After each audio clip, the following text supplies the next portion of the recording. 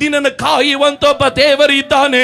ನಿನ್ನ ವಿರುದ್ಧವಾಗಿ ಸಂಕಲ್ಪಿಸುವ ಯಾವುದೇ ಆಯುಧವಾಗಲಿ, ನಿನ್ನ ವಿರುದ್ಧವಾಗಿ ಮಾಡುವಂತ ಯಾವ ಮಾಟಗಳಾಗಲಿ, ಮಂತ್ರಗಳಾಗಲಿ, ನಿನ್ನ ವಿರುದ್ಧವಾಗಿ ತೋಡುವಂತ ಯಾವ ಗುಂಡಿಗಳಾಗಲಿ, ನಿನ್ನ ವಿರುದ್ಧವಾಗಿ ಮಾಡುವಂತ ಯಾವುದೇ ಕುಯುಕ್ತಿಗಳಾಗಲಿ ದೇವ ಜನರಿಗೆ ಫಲಿಸೋದಕ್ಕೆ ನನ್ನ ದೇವರ ಅನುಮತಿ ಕೊಡೋದಿಲ್ಲ.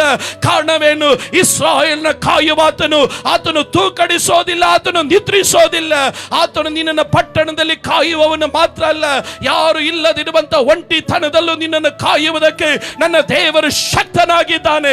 ಅದು ನಂಬೋರು ಯಾರಾದ್ರೂ ಇದ್ರೆ ಗಟ್ಟಿಯಾಗಿ ಆಮೇನ್ ಹೇಳಲಿ. ನಾನು ಹೇಳ್ತೇನೆ, ಈ 2025 ಪಾಸ್ಟರ್, ನನ್ನ ಮುಂದೆ ಅನೇಕ ಒಂಟಿತನಗಳಿದೆ, ಅನೇಕ ತಿರಸ್ಕಾರಗಳಿದೆ, ಅನೇಕ ಅವಮಾನಗಳಿದೆ. ನನ್ನ ಮುಂದೆ ಹೇಗೆ ಹೋಗ್ಬೇಕಂತ ನನಗೆ ಗೊತ್ತಿಲ್ಲ, ಮುಂದೆ ಏನು ಎನ್ನುವುದು ನನಗೆ ತಿಳಿತಾ ಇಲ್ಲ ಎಂದು ಯಾರಾದ್ರೂ ಭಾರ ಪಡುತ್ತಾ ಇದ್ರೆ ನಾನು ಒಂದು ಕಾರ್ಯ ಹೇಳ್ತೀನಿ, ಕುದಿಯುವಂತ ಎಣ್ಣೆಯಿಂದ ನಿನ್ನನ್ನು ಬಿಡುಗಡೆ ಮಾಡಿದ ದೇವರು ರಣ ಹತ್ತುಗಳಿಂದ ಬಿಡುಗಡೆ ಮಾಡುವುದಕ್ಕೂ, ದುಷ್ಟನ ಕುಯುಕ್ತಿಗಳಿಂದ ಬಿಡುಗಡೆ ಮಾಡುವುದಕ್ಕೂ, ನಿನ್ನ ಒಂಟಿತನದಿಂದ ನಿನ್ನನ್ನು ಬಿಡುಗಡೆ ಮಾಡಿ ನಿನ್ನನ್ನು ನಡೆಸುವುದಕ್ಕೂ ನನ್ನ ದೇವರು ಶಕ್ತನು.